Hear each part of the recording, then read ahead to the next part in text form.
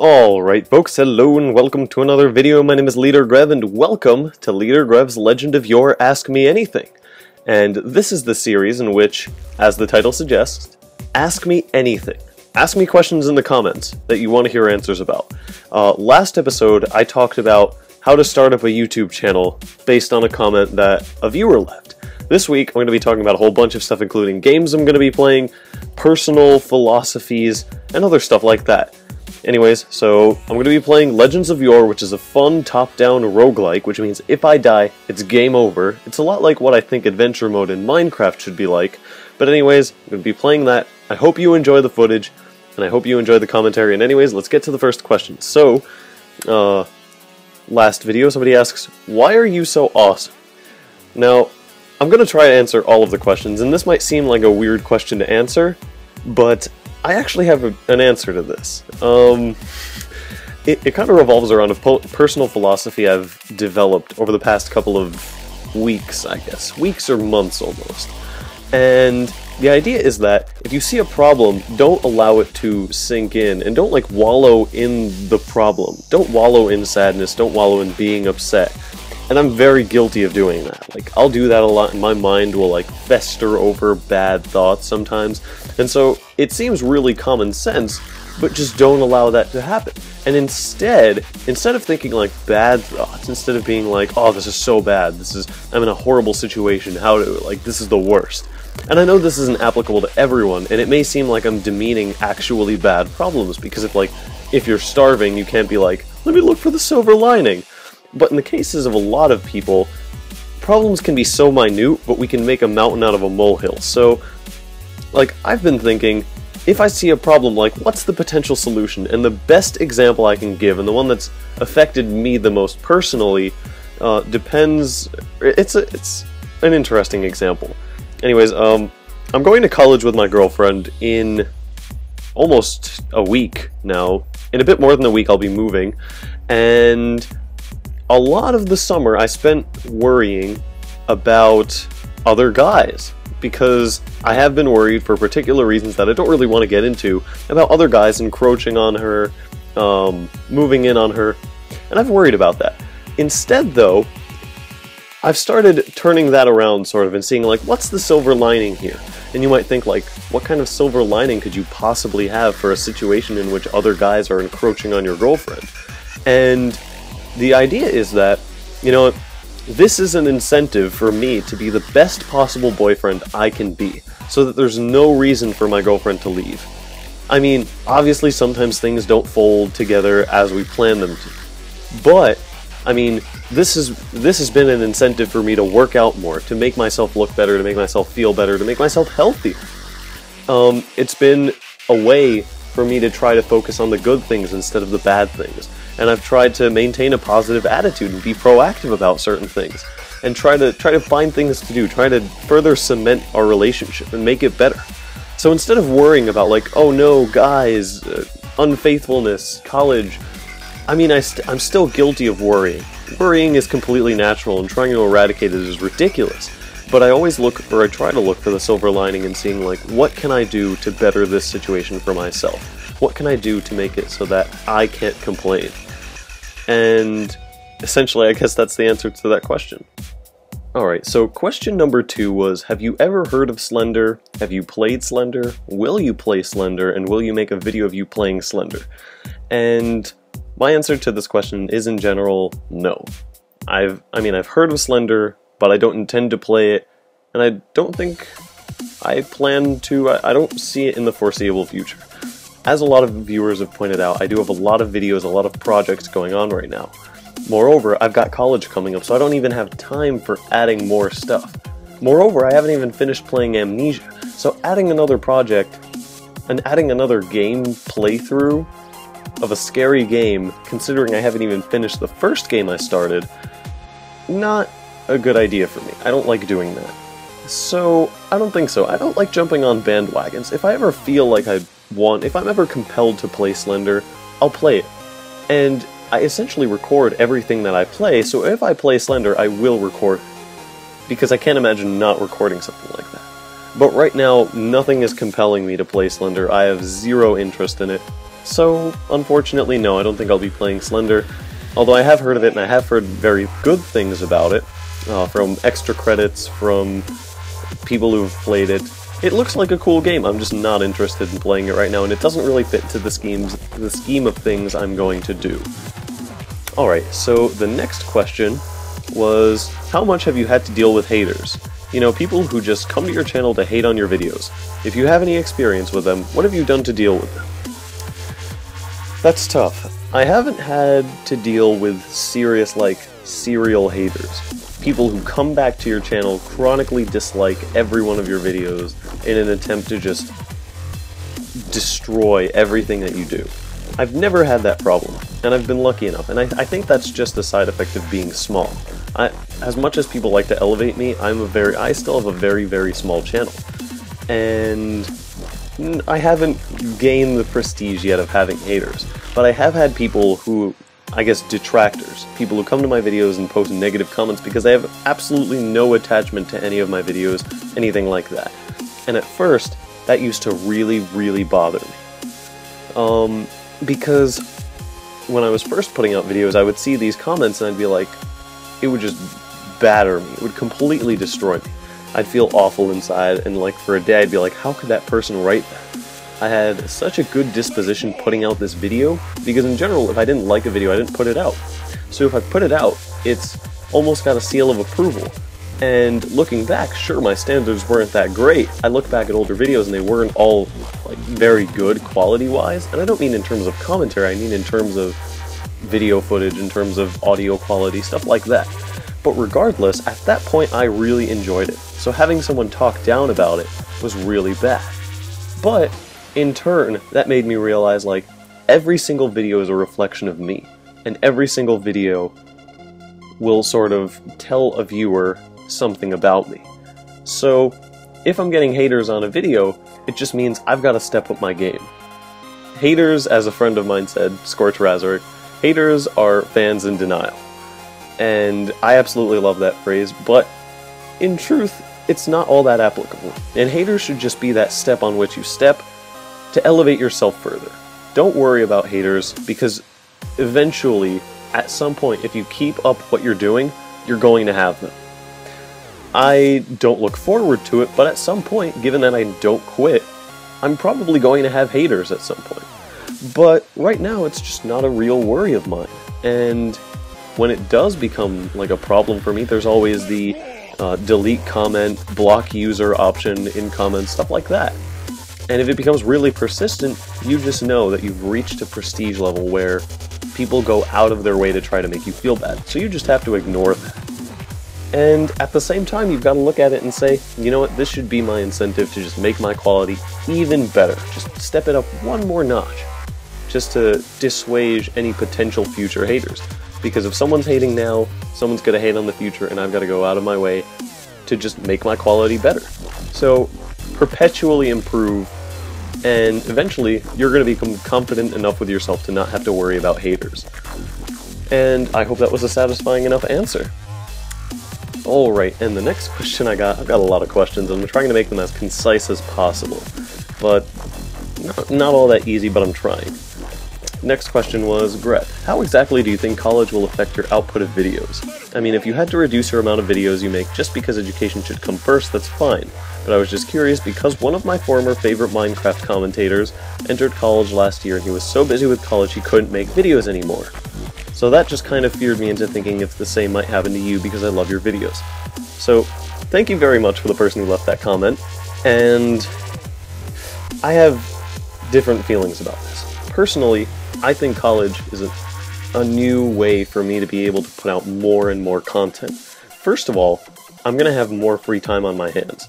There are going to be certain things that are taken care for me, and there's almost a responsibility on me to make videos and dedicate time to that.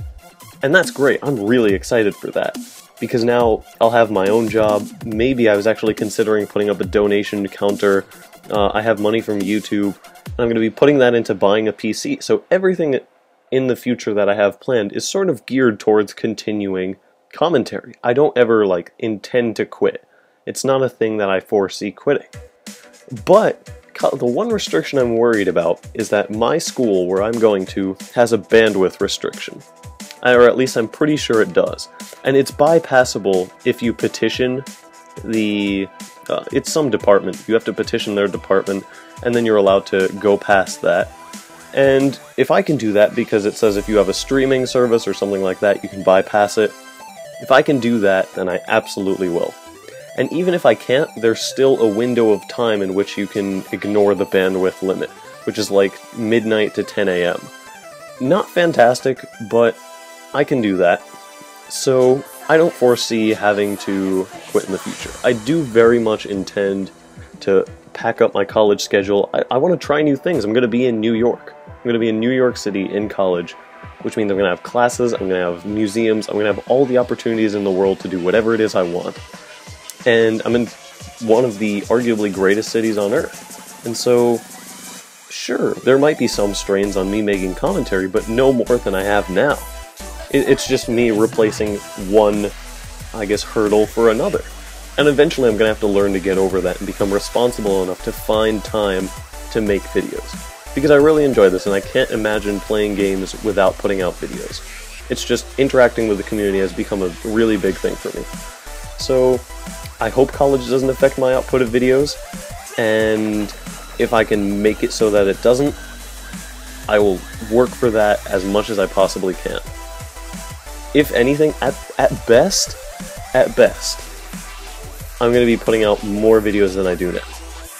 At worst, I don't want to think about that, because worst case scenarios aren't always that likely to happen, and if it happens, I'm sure there are ways to bypass it.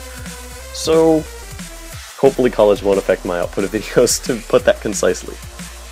Okie doke. Next question. LeaderGrev, you should play DayZ. It'd be epic seeing your survival skills and commentary on a game like that. Now, I want to address this specifically because maybe some of you guys have some experience about this. I don't have a computer right now. Or, let's say, I don't have a game-worthy computer right now. I play Minecraft, and all of the games that I upload, all of the footage I upload, I've always uploaded from a MacBook Pro. And I've always recorded it on a MacBook Pro. Which is why sometimes I have hiccups with technology. For example, I can't use Skype to record. Which is awful, because if I ever want to do co-commentary, it's gotta be through Steam. Which a lot of people, surprisingly, don't have. So it can be really annoying to try to work that in. It sets me back, because I'm sure if say, a bigger commentator decided like, hey, I want to invite you to play with me. Get on Skype, let's go and record. I would have to be like, can't really do that. Can you get on Steam? And it's such a burden on me, and such a burden on the other player, that it dissuades them from playing with me. Although it does mean I have to bring my A game, and I'm not really answering the DayZ question, but I'm going to be setting up a donation bin, hopefully, if any of you guys are interested, and I'm going to be trying to build or purchase a gaming laptop. And if you guys could help me with that, give me some suggestions for cheap but really, really good gaming laptops, I would love that. So, if I get that and I'm really working towards that goal, I would love to play DayZ. In fact, I've been looking at MineZ for now as a possible option for a new series, because that looks really fun. I've seen Good and the Minecraft guys playing that, and it looks like a lot of fun. It's an interesting mix, and I do like the heightened sense of survival. So, I should play DayZ, but it's not something I can do right now, and hopefully you guys can help me with that in some way or another. Okay, I think... Nope, not the final question, but right before the final question. Grievous, what type of recording software do you recommend? That's a very tough question for me to answer, because as I said, I play on a Mac. So, I've only used one recording software, and that is Camtasia for Mac. And to be entirely honest, for Mac, if you're really dedicated and you can use all the workarounds and all the little Photoshop-y filters and stuff like that, if you can fit that in and do that, and you're dedicated enough to put that in, get Camtasia. It is a bit steep. It's $100, but get it. However, if you've had experience with better programs, like Sony Vegas, any other program, don't get Camtasia. it's very rudimentary. I do like the setup now. It works for me. It's the only thing I've really known, but I imagine that all the other programs that exist are significantly better and more versatile. It's always been suggested to me by one of my viewers and friends in real life to get the Mac equivalent of Sony Vegas. I'm not sure what it is. I forget what it's called, but I've been looking into that. Camtasia doesn't really give that many options in terms of editing. There's no slow motion, for example, which is a huge setback for me. There's no slow motion, there's no speed up. I can't do any of that. I believe a new update came out, so I'm not entirely sure about all of the features because the new update was like $50, and I did not think that I have to pay $50 more on top of the $100 I paid earlier for features that should have been included originally. But what I have right now, it works. It's fine. If you're looking for something to get into with and you have money to spare, get Camtasia, if you're on a Mac. If not, I've heard that Fraps works really well. I've heard, actually I'm not even sure if Sony Vegas records. I think you have to record in Fraps and then edit that in Sony Vegas. The reason I'm mixing the two is because Camtasia does both. It records, and then you can edit in a Camtasia editor. So, you know, it has its pros, but it's not the very best type of software. So, unfortunately, I can't recommend very much. I'm just not knowledgeable enough to do that. But I did use Fraps back in the day for Star Wars Battlefront footage, some of my oldest videos, and if you look at when I joined YouTube, it's like 2007 or something like that. And that's because I was making Star Wars Battlefront videos for my clan, for stuff like that. So, I don't know. I wish I could be more accurate in this answer, but if you have a Mac, maybe get Camtasia Pro.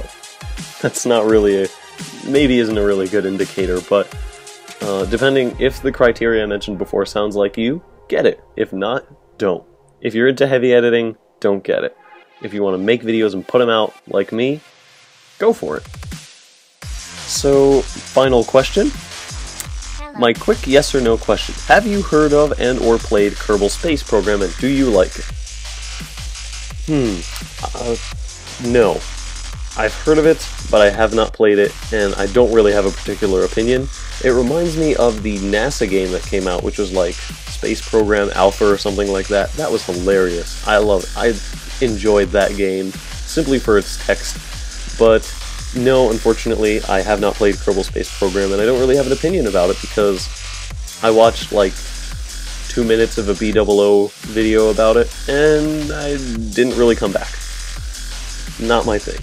So, I don't know, have no opinion as of now, but if you guys think it's a good game, I guess send me some of the better videos that you know of it, and I'll check it out. So anyways, that's it for questions. Thank you very much for asking them.